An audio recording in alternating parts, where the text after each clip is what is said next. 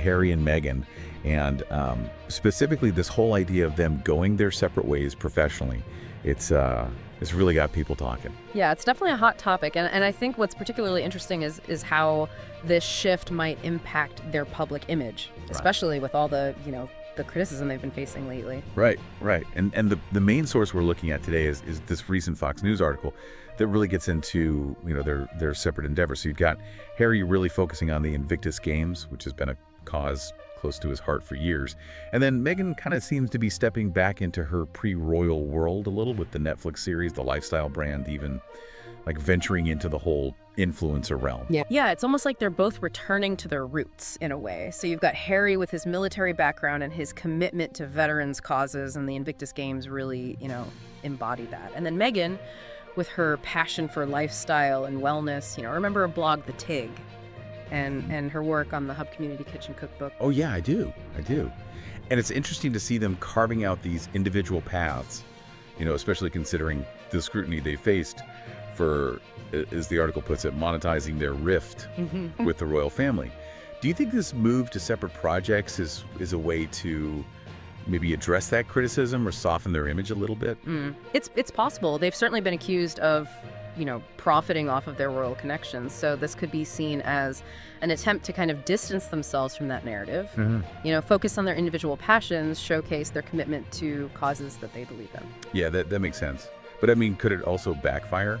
Because some people might see it as, a calculated PR move rather than a genuine shift. Yeah. What are your thoughts on that? Yeah, you bring up a good point there. It's a really delicate balance.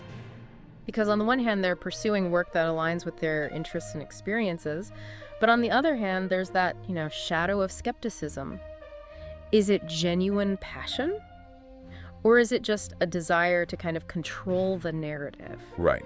And speaking of controlling the narrative, the article quotes royal expert Richard Fitzwilliams, who says that the Sussexes have monetized their rift with the royal family so ruthlessly that it's actually damaged their public image, particularly in America. Wow. Yeah, that's a pretty strong statement, and it really speaks to that perceived lack of authenticity that some people have, the sense that they've, exploited their royal ties for personal gain. And there's another layer to this whole public image thing, too. British broadcaster Helena Shard has called out what she calls the Meghan, Me, Myself, and I show, suggesting that people are just tired of seeing Meghan constantly in the spotlight. Oh, interesting. Yeah, and Shard even goes on to suggest that, maybe focusing on projects that empower others rather than herself could be a more impactful path for Meghan. That's a thought-provoking perspective for sure. Does Shard have a point? Or is this just, another wave of criticism? That's something to think about. What do you think? It's tough to say. We see her using her platform to promote her Netflix show With Love, Meghan, which, by the way, premieres on March 4th.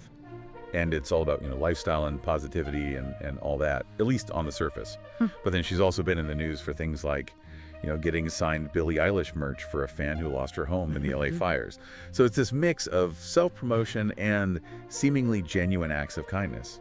And it's really tricky to figure out the intent behind it all. Yeah, it is. And that's where public perception comes in, Is this genuine compassion a strategic PR move? Or maybe a little bit of both? It's really complex, and I think everyone's forming their own opinions about this. For sure.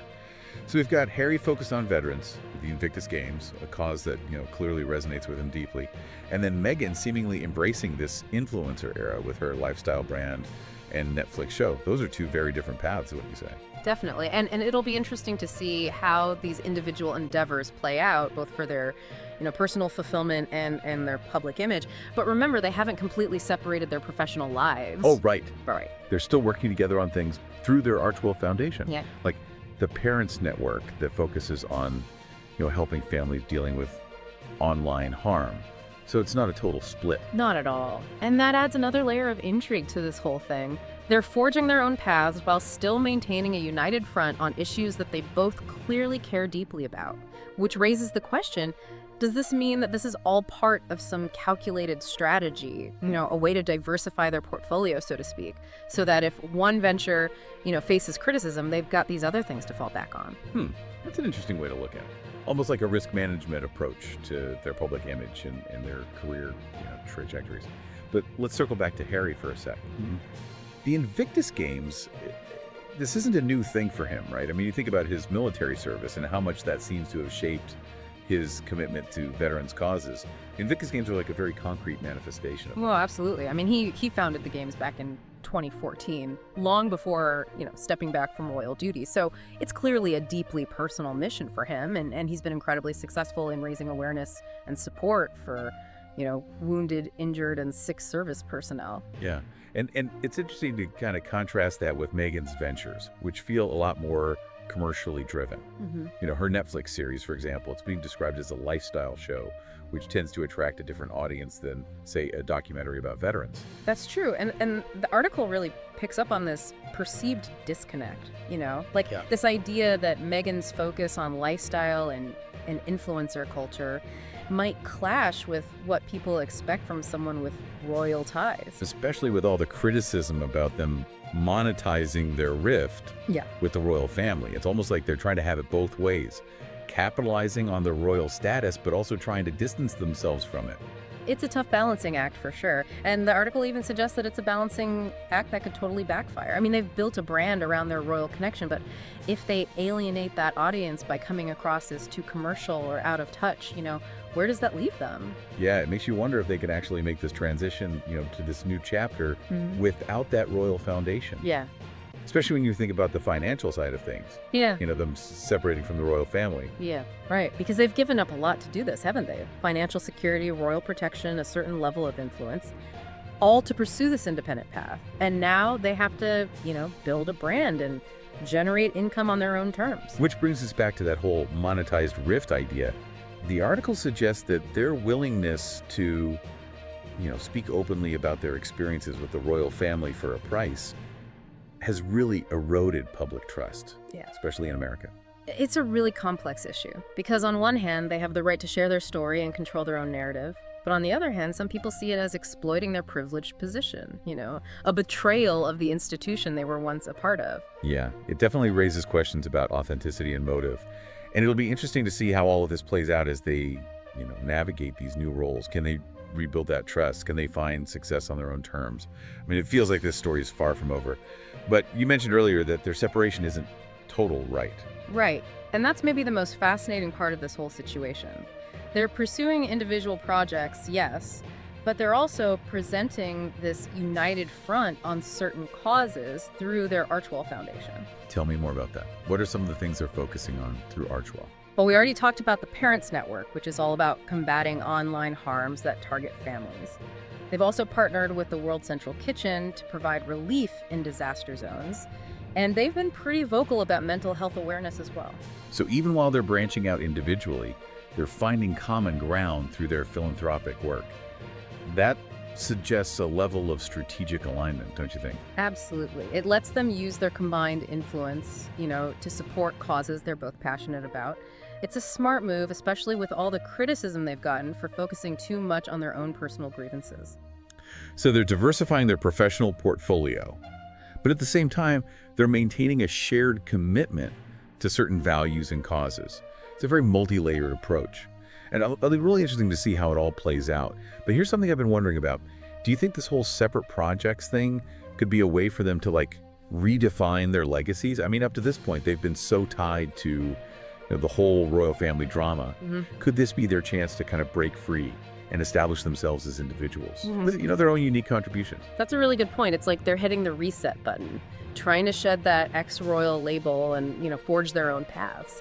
For Harry, it's all about, building on that legacy of service and advocacy, showing his dedication to veterans, his ability to, create things like the Invictus Games. And with Meghan, it seems like it's about, taking back control of her own narrative and pursuing things she cares about outside of the whole royal bubble. Remember how much scrutiny she faced for her lifestyle choices and for, speaking her mind? This could be her chance to define success on her own terms. Absolutely. And it'll be fascinating to see how the public reacts to this shift. Will they embrace Harry and Meghan as individuals, separate from all the royal baggage? Or will they always be seen through that lens? It's a gamble, for sure. And it really speaks to the power of public perception and how hard it is to escape those preconceived notions.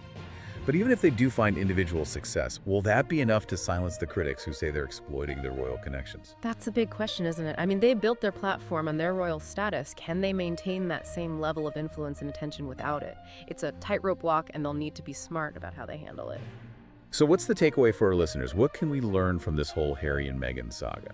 Well, I think it shows us just how complex fame and fortune can be, you know? The challenges of trying to balance personal goals with public expectations, and that constant struggle to control your own story in the age of social media. It reminds us that even people with, seemingly unlimited resources and opportunities, they still face real struggles. It makes you think about legacy, too, and how it's shaped by both individual actions and how the public perceives you. Will people remember Harry and Meghan for their royal exit, or for the impact they make on their own? I guess we'll have to wait and see. And maybe that's what makes this whole thing so captivating. It's a real-time experiment in reinvention and legacy building, playing out on a global stage. No clear ending in sight, lots of twists and turns, and we're all here watching to see what happens next.